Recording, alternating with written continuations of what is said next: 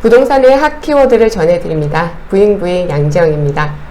오늘은 조금씩 불안해지고 있는 전세 시장에 대해서 살펴보도록 하겠습니다. 최근 전세 매물이 조금씩 쌓이고 전세 가격은 시세보다 좀 낮춘 매물들이 나오면서 앞으로는 전세 가격이 더 떨어지지 않을까? 전세 가격이 떨어지면 매매 가격이 또 떨어지지 않을까? 라는 갑론을박이 이어지고 있습니다. 최근에 전세 가격이 떨어진 이유는 좀 더 정확하게 말씀을 드리면 상승폭이 둔화가 된 이유는 피로감 때문입니다. 임대차 3법 시행 이후에 전세 가격이 미친 듯이 오르면서 그에 따른 피로감 때문이죠. 앞으로는 전세 시장이 어떻게 될까요? 가장 큰 영향을 주는 입주 물량이 감소를 합니다. 이것만 보면은 전세 가격 상승이 불가피해 보이죠. 하지만 전세 가격은 입주 물량뿐만 아니라 정책, 그리고 금리, 소비자 물가지수 등에 따라서도 움직이게 됩니다. 이런 요소들이 어떻게 움직이는지 살펴보도록 하겠습니다. 경제학적으로 볼 때 전세 가격은 주택의 사용 가치라고 한다면 매매 가격은 시장의 교환 가치입니다. 전세값은 부동산의 내재 가치에다가 이자율을 반영하게 되는데 전세값 변동은 일정 시차를 두고 매매 가격 변동으로 이어집니다. 즉 전세 가격이 오른다. 그러면 일정 시차 이후에 매매 가격이 오르게 되고요. 반대로 전세 가격이 떨어진다 하면은 또 일정 시차 이후에 매매 가격이 떨어지게 됩니다. 즉 전세 가격은 매매 가격의 전주곡 또한 선행지표 역할을 하는 거죠. 전세 가격이 먼저 오르는 것은 전세는 실수요. 즉 정말 집이 필요로 하는 사람들이 움직이기 때문입니다. 또 하나가 전세라는 특성 때문인데요. 전세 같은 경우는 돈을 주고 빌리는 거잖아요. 2년 후에 고스란히 돌려받을 수가 있기 때문에 매매보다는 좀 더 쉽게 거래가 가능합니다. 반면에 매매 같은 경우에는 본인의 자산이 걸려있는 문제입니다. 그렇다 보니까 언제 사고 언제 파느냐에 따라서 자신의 자산 가치가 달라지는 거기 때문에 매매 가격이 떨어지더라도 다시 오르겠지 라는 기대감에 버티다가 결국에는 전세 가격을 따라간다라는 거죠.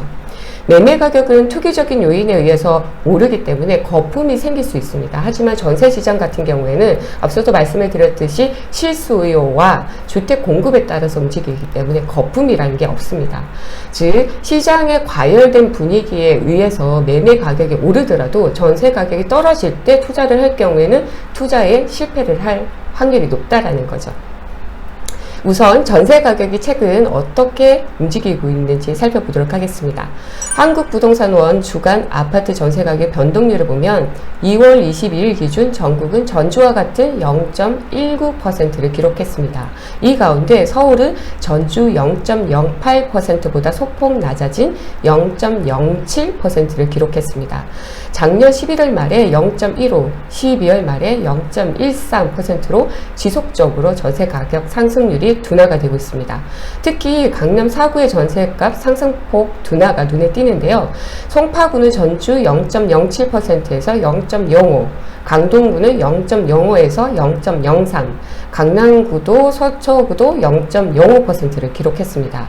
강남권 전세값 상승률이 지난해 12월 첫째 주만 하더라도 0.23% 수준이었던 것을 감안을 하면 상승폭이 상당히 많이 둔화가 되는 것을 확인할 수가 있죠. 매매값 상승률도 잠시 살펴보도록 하겠습니다. 이사 부동산 대책 발표 직전인 2월 1주에 0.19%에서 대책 발표 직후에는 2월 2주에 0.09%로 소폭 떨어진 데 이어서 3주와 4주에는 각각 0.08% 상승률이 상당히 많이 줄어든 걸 확인할 수가 있습니다. 전세값이 매매값의 선행지표라는 부동산 법칙은 2000년 이후에 주택시장에서 딱 들어맞았는데요. 국민은행에 따르면은 전국 주택 전세값은 2002년 10월 이후 하락세로 접어들었습니다. 이 당시 주택값은 아파트를 중심으로 고공행진을 하던 때였거든요. 전세값은 2002년 10월에 마이너스 0.1, 11월에는 마이너스 0.9, 12월에는 마이너스 0.5 등으로 해서 3개월 연속 빠졌습니다. 이러더니 2003년에는 1.4%가 떨어졌고요. 2004년에는 3.5%를 기록하면서 전세값이 내려앉았습니다. 하지만 매매값은 이보다도 좀 더 늦게 출발을 했는데요.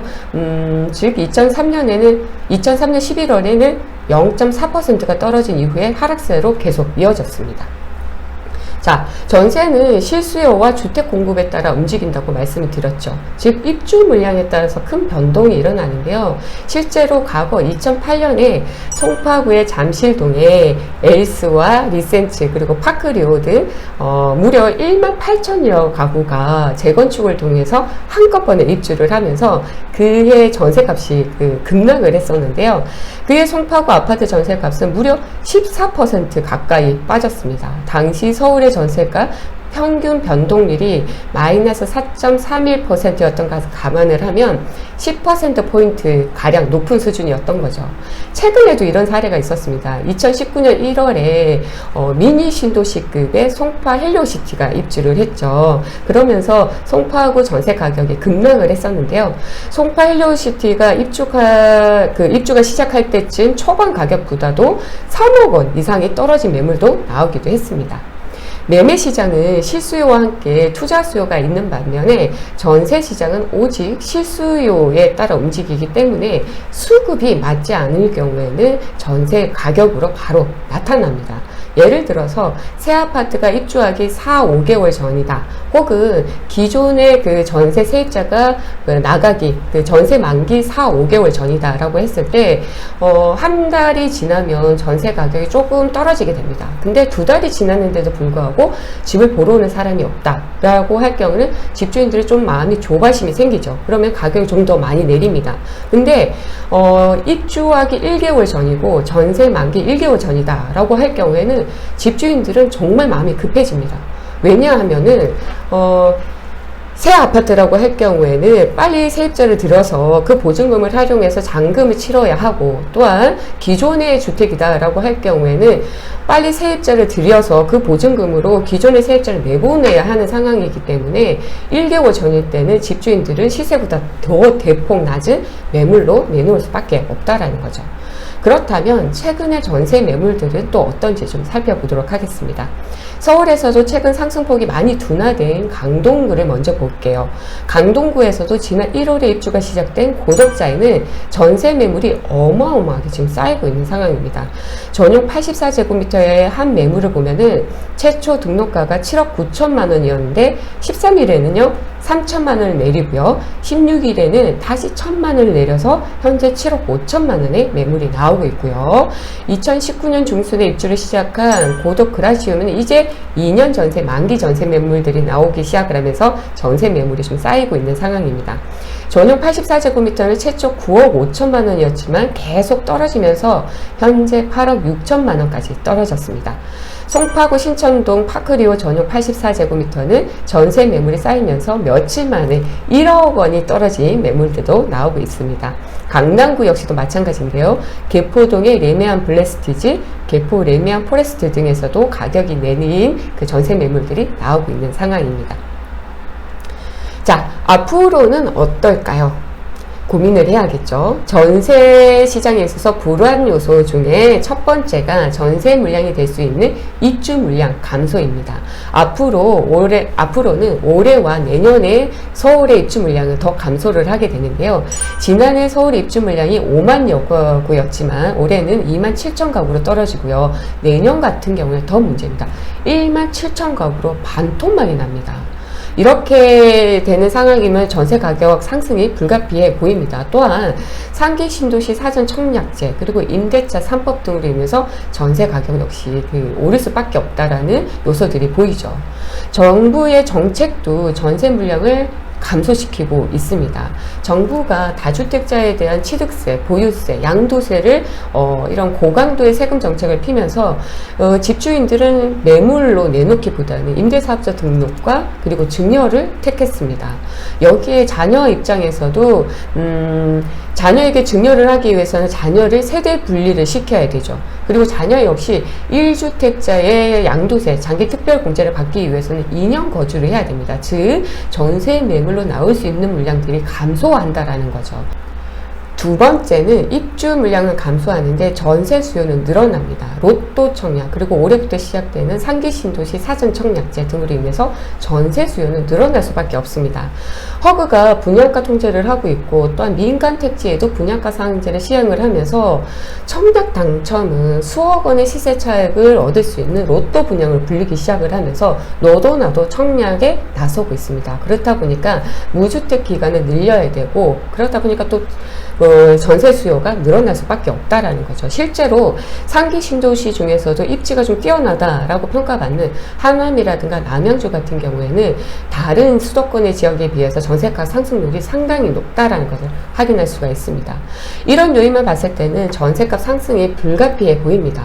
매매 시장도 마찬가지겠지만 전세 시장도 입주 물량만 보고 판단은 할 수는 없죠. 전세가격은 수급 문제뿐만 아니라 다른 여러 가지 요소들로 움직이게 됩니다. 네, 거기에서 첫 번째가 전세 시장 안정화의 기대 요소로 금리 부분들이 있습니다.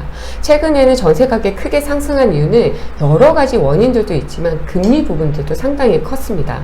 금리는 모든 자산 가격의 변동을 좌우하는 핵심 변수로 작용을 하는데요.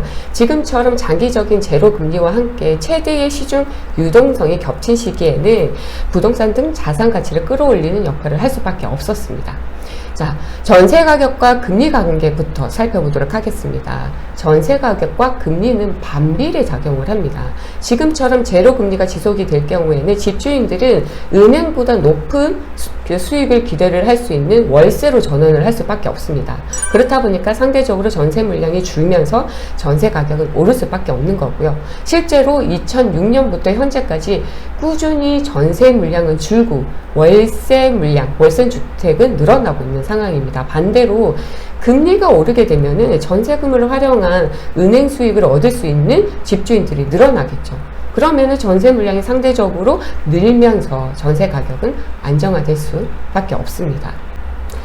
현재 기준금리는 여전히 변화가 없지만 시중의 금리가 오르고 있다는 부분들을 주목을 하셔야 됩니다. 은행권의 강력한 대출 규제로 인해서 신용대출을 받겠다라는 사람, 즉 영끌하는 사람들이 상당히 많이 늘어났잖아요. 그래서 금융감독원에서 직접 신용대출 관리 방안을 내놨고요. 은행에다가 노골적으로 금리를 올려라 하고 신호를 보냈습니다. 그래서 신용대출 금리가 작년 11월에 2.8% 수준으로 떨어졌었지만 12월에는 3.5%까지 오르게 됩니다. 단기간 내에 상당히 많이 올랐다라는 거를 주목을 해야 되겠죠.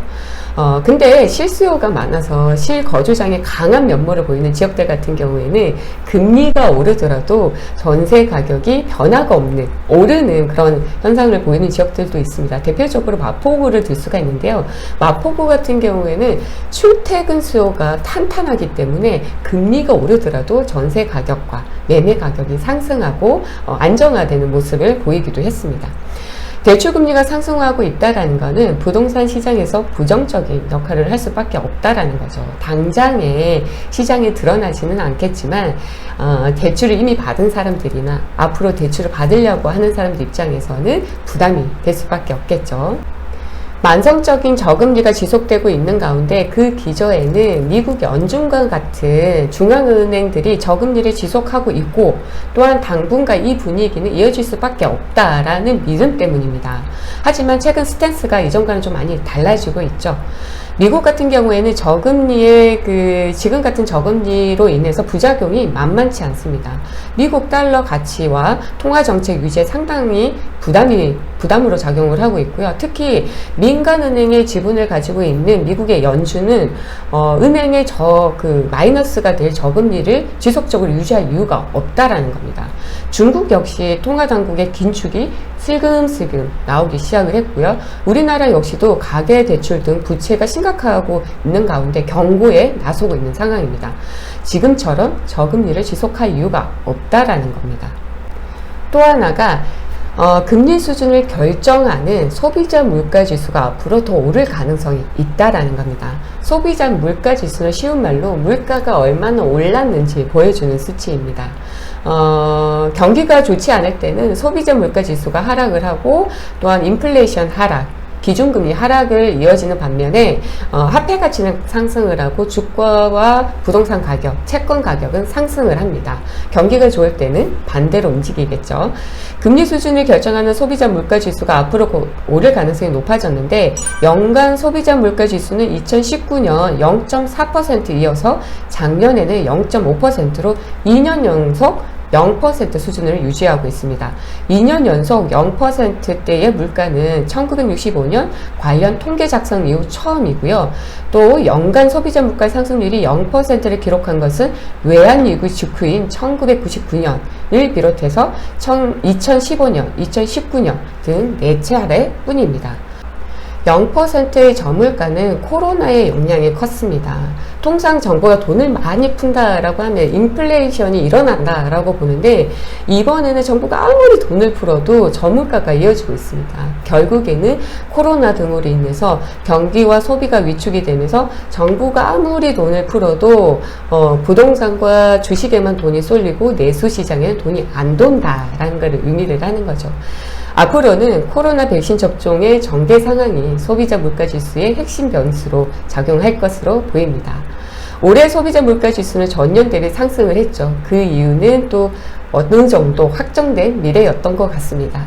또 하나가 소비자 물가지수에 영향을 주는 유가 역시도 상당히 불안한 것도 주목을 해야 되겠죠. 즉 물가와 금리가 상승하는 구간에 있어서는 부동산 투자 방향은 달라져야 됩니다. 레버리지 등을 이용한 부담스러운 투자는 위축이 될 수밖에 없고 변동성도 커질 수밖에 없습니다. 또한 과도한 부채를 가진 사람들의 경우에는 부동산 등 자산 포트폴리오를 새롭게 짤 필요가 있습니다. 자, 오늘은 전세 시장에 대해서 살펴봤습니다. 전세 시장에 가장 큰 영향을 주는 입주 물량이 앞으로는 감소를 한다. 두 번째, 전세 수요는 증가를 한다. 이것만 봤을 때는 전세 가격 상승이 불가피해 보입니다. 하지만 금리도 앞으로 오를 가능성이 높아졌고요. 금리에 영향을 주는 소비자 물가 지수도 앞으로는 상승할 가능성이 커졌습니다. 또한 유가도 상당히 불안한 상태이고요. 전세 시장이 어떻게 움직일지, 또한 전세 시장에 영향을 많이 받는 매매 시장이 어떻게 움직일지를 궁금하신다면은 전세 가격에 영향을 주는 요소들도 어떻게 움직이는지 살펴볼 필요가 있겠죠. 오늘도 당신의 집을 응원합니다. 부잉부잉 양정이었습니다.